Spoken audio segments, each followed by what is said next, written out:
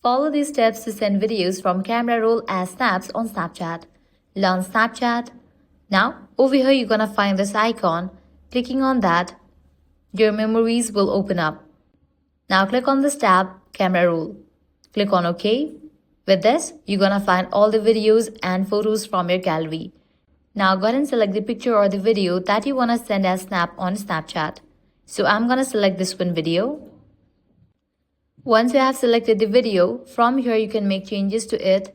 You can use these features of Snapchat and edit it. Once you are done, click on Send to. Now select the friends to whom you want to send this video as snap.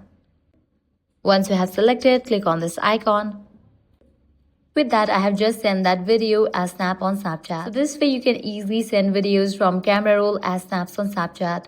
If this guide helped you out, don't forget to like, share and subscribe.